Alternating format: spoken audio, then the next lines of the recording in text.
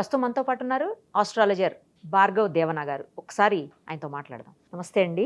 ఓం నమో వెంకటేశ, జై చిన్నమస్త. నమస్కారం అండి. ఫస్ట్ ఆఫ్ ఆల్ ఒకటి చెప్పండి భార్గవ్ గారు, మీ నుదుటి మీద బ్లూ కలర్లో బొట్టు ఉంది, మీ హ్యాండ్కి చూస్తున్నా బ్లూ కలర్లో బ్యాంగిల్ లాగా ఉంది. అవి రెండు ఏంటి? బ్లూ ఎందుకు పెట్టారు? రెడ్ పెట్టుకుంటారు, వైట్ చూసా, ఎల్లో చూసా, నేను బ్లూ ఎప్పుడు చూడలేదు, ఏంటి? దీన్ని వచ్చేసి కుబేర్ అంటారండి.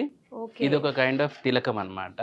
ఆహా. ఇది మనకు అస్సాం ఆ కల్చర్లో ఉంటుంది. ఇది మ్మ్. అంటే నేను దశమహావిద్యలు ఆ తాంత్రిక కళలోనే ఉంటాను కదండి. ఓకే, ఇది ఓకే. దాదాపు ఒక 100 మంది 200 మంది పండితులు, అస్సామీ పండిట్స్ కలిపి హోమాలు జపాలు చేస్తూ ఉంటారు. ఓకే.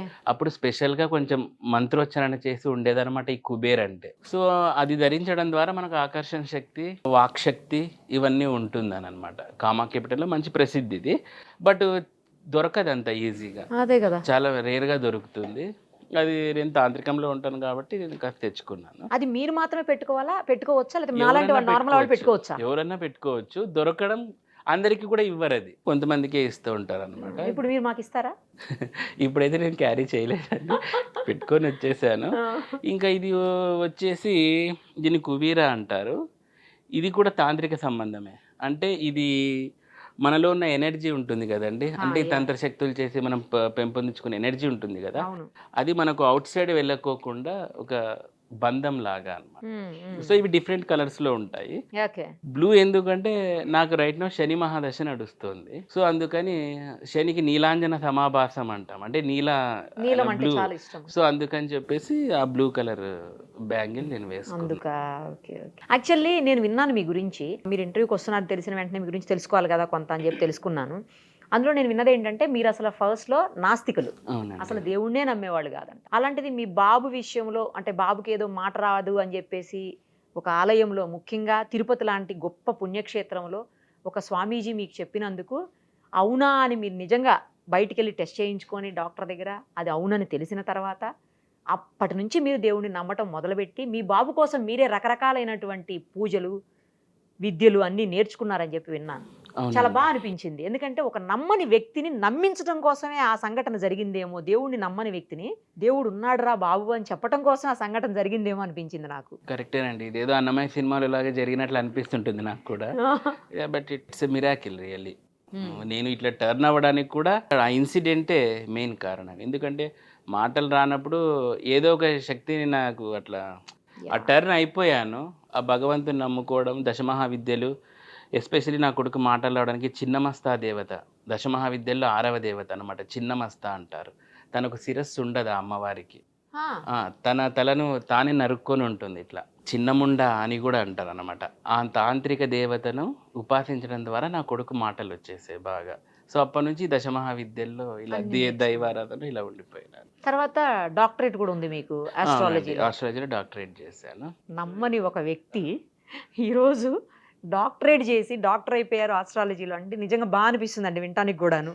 అంటే చాలా మంది నమ్మర్లేండి, కానీ సరే నమ్మే వాళ్ళ గురించి మాత్రమే మాట్లాడుతున్నా నేను ఇప్పుడు. నమ్మని వాళ్ళని వదిలేద్దాం. మీలాగా ఏదన్నా సంఘటన జరిగితే నమ్ముతారేమో మేబీ.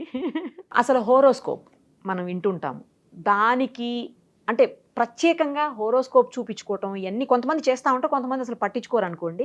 వాటిల్లో మెయిన్లీ మనకి ఏవైతే ఈ దశలు ఉంటాయి కదండి, దశలు చాలా రకాలైన దశలు ఉంటాయి. ఆ దశల మీద డిపెండ్ అయి ఉంటుందా హారోస్కోప్ అనేది, లేకపోతే టైం మారుతున్న కొద్దీ అది కూడా మారిపోతుంది? కొంతమంది అంటుంటారు హోరోస్కోప్ కూడా మారుతుంది, టైం చేంజ్ అయినప్పుడు అది కూడా చేంజ్ అయిపోతుంది, ముందున్నది ఉండదు అని. నిజమా? అలాంటిది ఉంటుందా? నిజమేనండి. అంటే టైం అనేది ఇక్కడ కాదు, దశలు అని అన్నారు కదా, ఆ దశలు మెయిన్ ప్రభావం చూపించేది. జ్యోతిషంలో పరిశీలన చేస్తే మనకు 9 గ్రహాలు ఉంటాయి. అవును, అన్నీ పనిచేస్తూ ఉంటాయి. కానీ దశ అని ఒకటి వస్తుంది.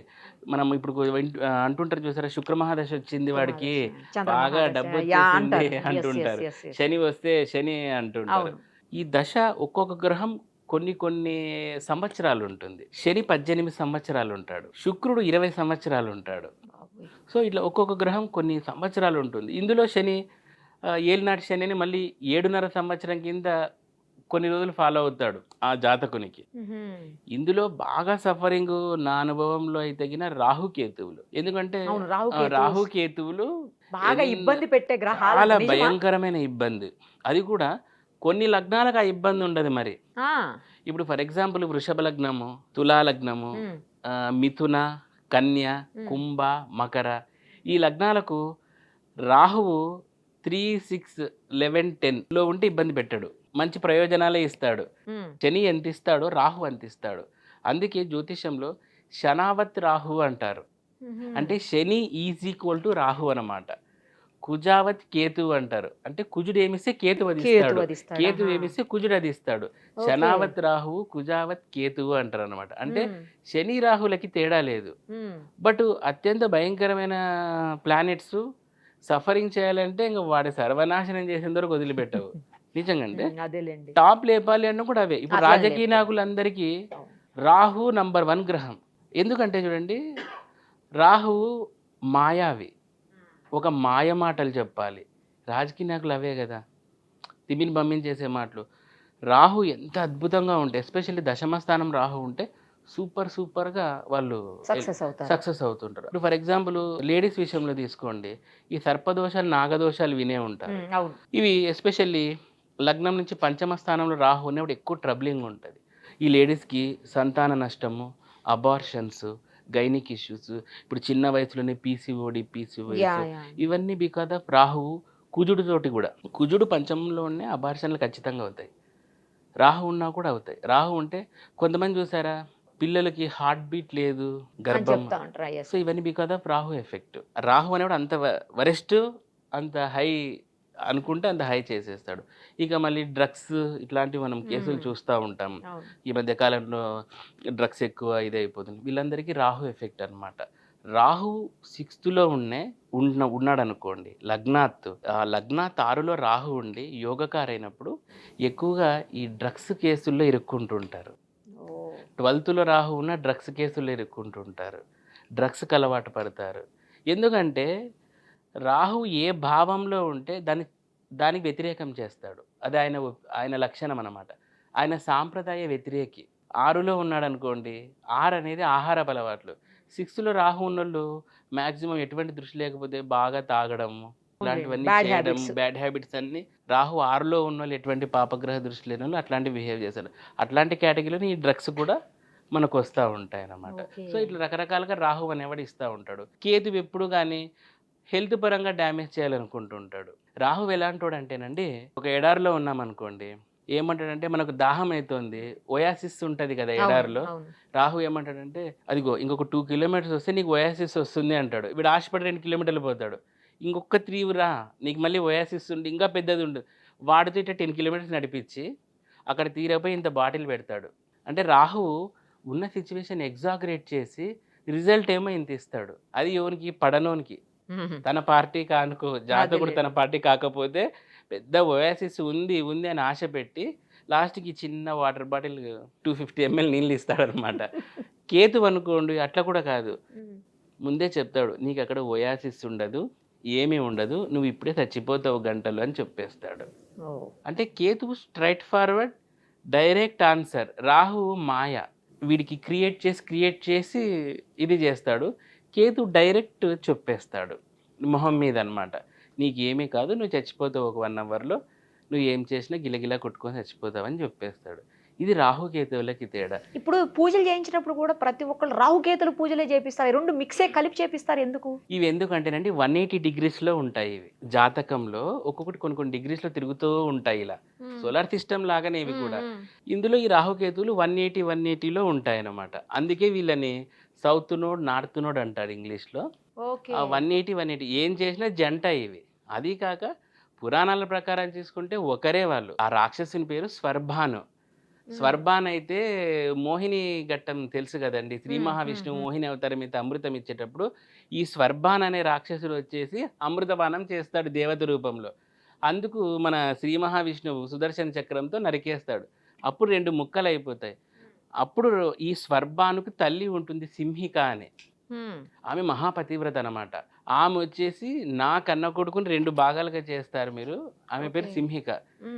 ఇంకా ఆమె పతివ్రతలు అంటే శక్తులు తెలుసు కదండి, మొత్తం ఆపేయడము. అప్పుడు శ్రీ మహావిష్ణువు వచ్చి, నువ్వేం భయపడేది తల్లి, వాళ్ళిద్దరికి నేను మళ్ళీ రీక్రియేట్ ఇది చేస్తాను అని చెప్పి అప్పుడు వాళ్ళిద్దరిని మళ్ళీ బ్రతికిస్తాడు. అప్పుడు వాళ్ళ పేర్లు రాహువు, కేతు అని నామకరణం చేసేసి వాళ్ళిద్దరు బ్రతికినాక సింహిక మళ్ళీ అంటుందన్నమాట. ఇప్పుడు వాళ్ళని ఎట్లా వాళ్ళు ఇప్పుడు బ్రతకడము ఫుడ్ వరకు ఇదంతా అంటే అప్పటి వరకు మనకు 7 గ్రహాలే ఉండేటివి, నవగ్రహాలు లేవు. ఈ రాహుకేతువులు ఏం చేయాలి అర్థం కాక శ్రీ మహావిష్ణువు వీళ్ళిద్దరికి జాతకాల్లో రాహుకేతువుల కింద పోస్ట్ ఇస్తాడు. ఓకే. అప్పుడు అంతకుముందు 7 ఉండేటివి, తర్వాత వీళ్ళిద్దరు జాయినింగ్తో 9 అవుతాయి. అప్పటి నుంచి నవగ్రహాలు అవుతాయి. అందుకే రాహుకేతువులు రాక్షసుల నుంచి దేవతల పొజిషన్కి బలవంతంగా వచ్చిన శ్రీ మహావిష్ణువు దయ వలన. కానీ వాళ్ళ క్యారెక్టరిస్టిక్స్ అయితే పోలేదు. అందుకే రాహుకేతు వస్తే మనకి ఎందుకు ఇట్లా అవుతుందంటే వాళ్ళు రాక్షస గ్రహాలు అవి. Okay okay. So right. ఇదా.